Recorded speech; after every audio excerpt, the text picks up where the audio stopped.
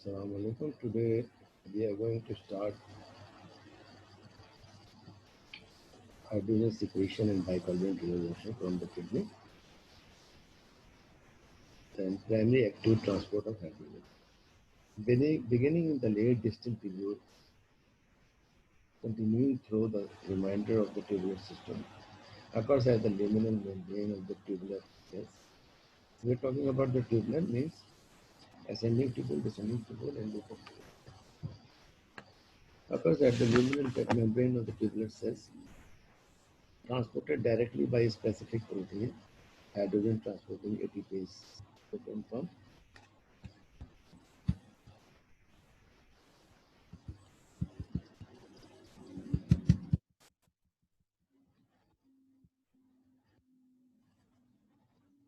So first we see the primary active transport.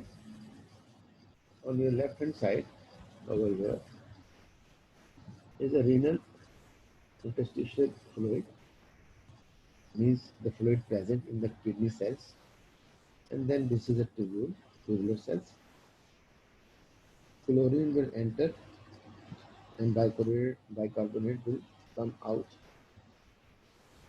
with, and hydrogen will separate it and enter into the tubular lumen from where it will be aspirated out.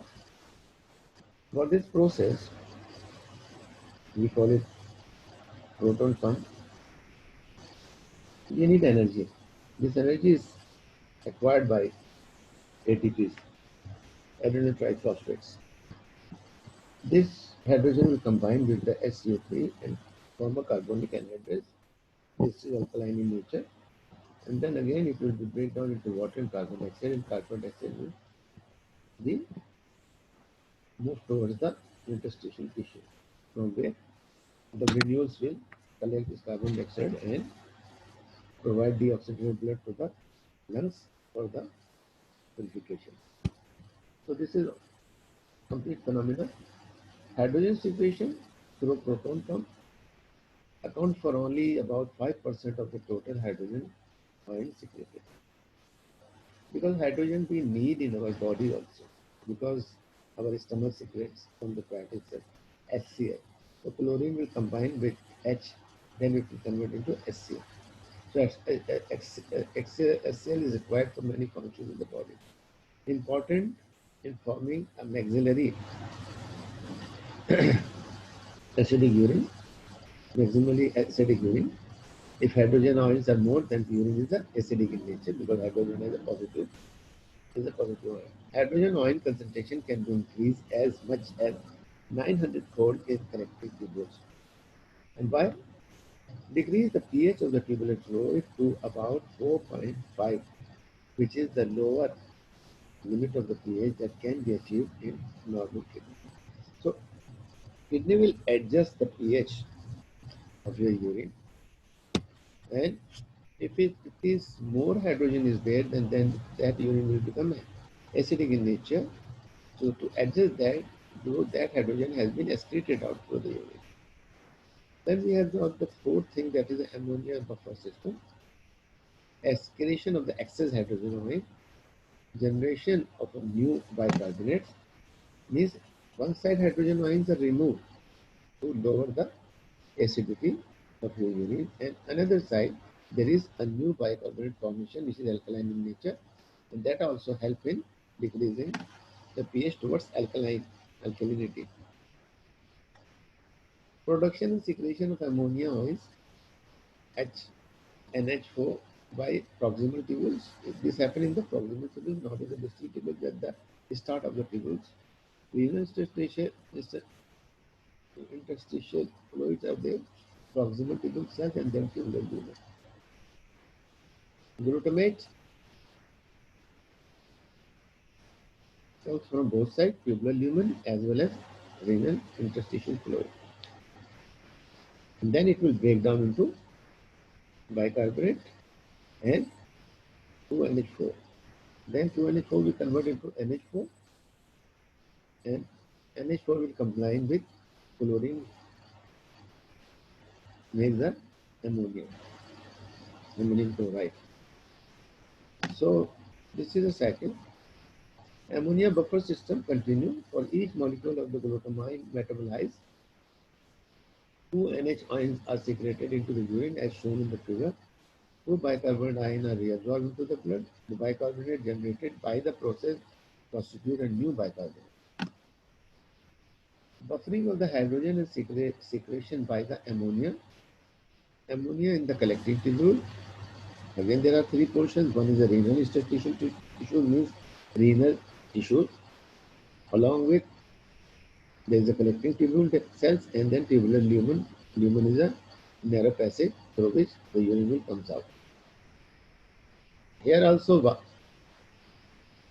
carbonic acid take one hydrogen, and sorry, carbon dioxide will combine with the water, and water will convert into carbonic anhydrase, and again the carbonic anhydrase will break down, and hydrogen will escalate on into the lumen, and it will form the NH. From NH3 it will form NH4. Then it will combine with the chlorine outside the tubular lumen and make a ammonium chloride. Again, for this whole process we require ATPs, adenine triphosphate energy. Ammonia buffer system. The renal ammonia buffer system is subject to physiological control. So this formation of ammonia buffer is helping out the physiological control of the pH. Increase in extracellular fluid hydrogen ions concentrated stimulate renal glutamate metabolism. As the concentration of hydrogen ions are increased in extracellular fluid, then there is generation of the renal glutamate metabolism. Increasing the formation of ammonia and new bicarbonate to be used in the hydrogen ion buffering. Decrease in hydrogen ion concentration has opposite effect. If there is a decrease in the hydrogen ion, means the urine is converted into alkalinity. Then what happens with chronic acidosis? The domain mechanism by which acid is eliminated of ammonia. From the ammonia, the acid is excluded, eliminated, and it will move towards the alkalinity. The most important mechanism of generating new bicarbonate during chronic acidosis. So acidosis can be controlled by the phenomena of converting or producing the bicarbonate. Potassium reabsorption and secretion, this also takes place in the kidney, as shown the Bowman capsule, 756 milliequivalent per day, 180 liter urine is excreted per day into 4.2 milliequivalent per liter. This is happening in the Bowman capsule. But if you come to the proximal health, what happens? 65%. It means 491 milliequivalent per day urine is excreted from here, and on proximal end 204 milliequivalent or 27% per day. 4% 31 milliequivalent per day at the renal tubule. This is the renal tubules. And in tubule there is 12% 92 milliequivalent per day. This is the ratio of the urine and the electrolytes concentration in the whole tubule, renal tubule. Mechanism of potassium secretion, sodium. What we have talked about? This is all potassium, right?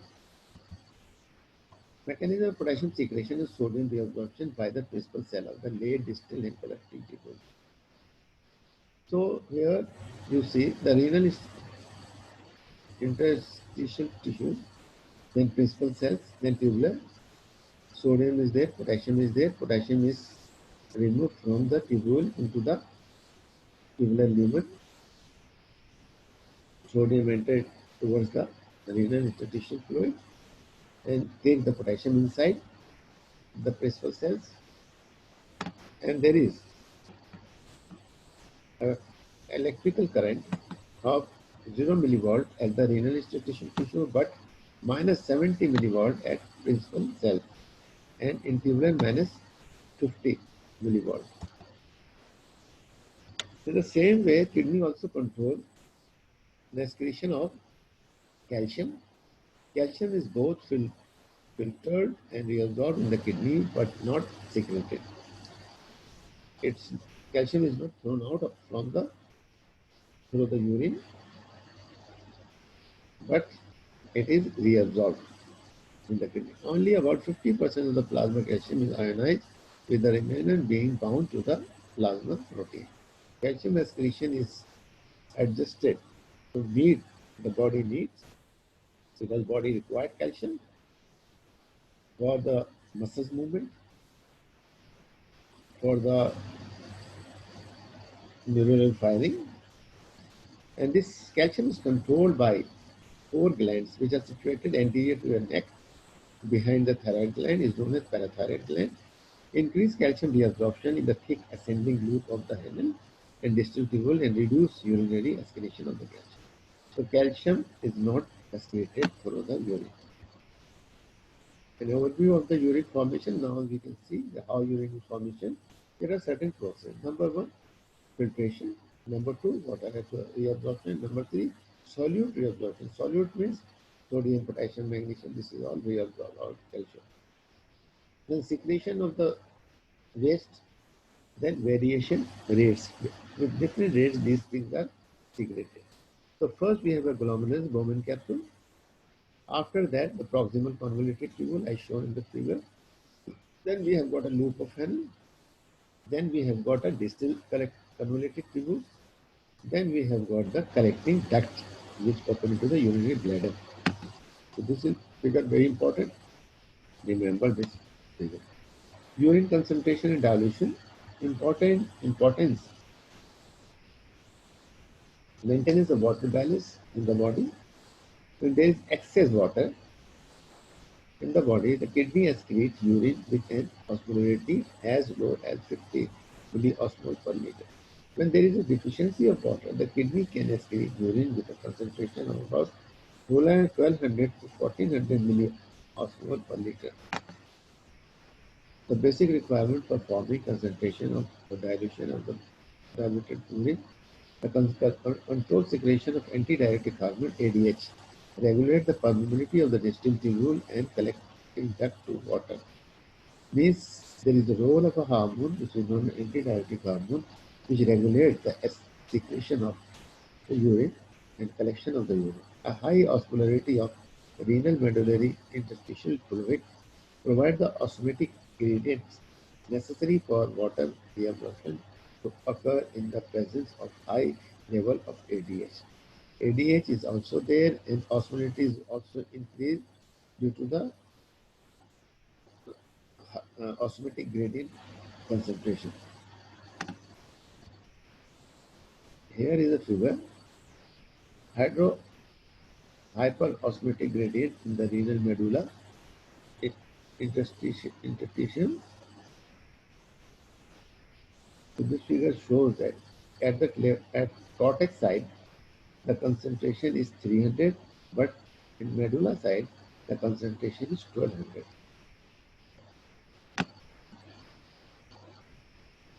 Countercurrent multiplication and concentration of the urine. Urine is concentrated at different concentration at different level. If you see the proximal end, there is a concentration of 300. It will go little below of that proximal end, near in between the loop of Henle, there is a 900 milliosmol, and if you will go to the loop of Henle, the concentration, the descending limbs permeable to water, impermeable to solutes. 1200, then you go up towards the distal tubule, thick ascending limbs, impermeable to water and active solute transport. Here there is an exchange of sodium and chlorine. Either it will go out of the tubule into the interstitial tissues, and at the distal end it's 100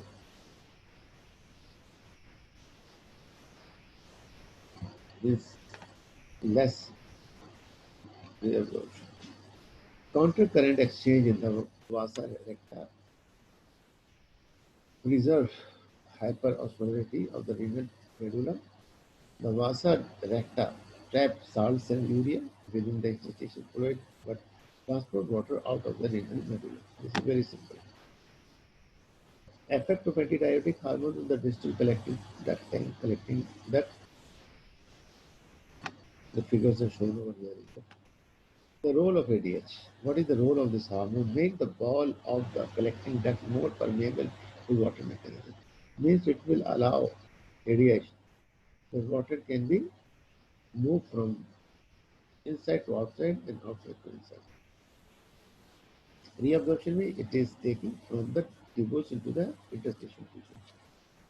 Obligatory water reabsorption using sodium and solutes. Water follows solute to the interstitial fluid. Water moves with the solute, that is the sodium. Transcellular and paracellular part, largely influenced by the sodium reabsorption. As the sodium reabsorbs, the water is also reabsorbed. Here is the left side is a lumen which has a water, obligatory water reabsorption phenomenon. Then we have got a proximal tubular cells which has a osmosis on the basis of water concentration. And there is a sodium also, then interstitial fluid is there. So osmosis takes place and then sodium will come out of the proximal tubular cells into the interstitial fluid, means the fluid present in the interstitial cells. We call it hydrostatic pressure.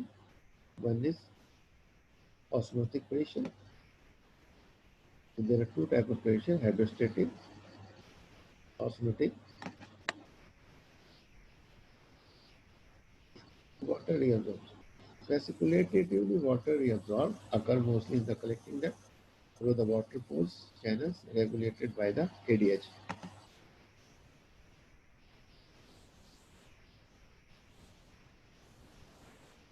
Then facultative water reabsorption takes place from the lumen. Water enter into the distal tubules and in the presence of the ATP, adenine triphosphate cyclic AMP, increase permeability of the lumen membrane to water by inserting new water channels. Vasopressin, peritubular capillary plasma. Vasopressin is also an hormone secreted from the posterior lobe of the pituitary. It also plays a role in converting ATP to cyclic AMP. Triphosphate is converted into monophosphate. And diphosphate is used over there for the energy process. So this is all about today, and we will start for next lecture in topic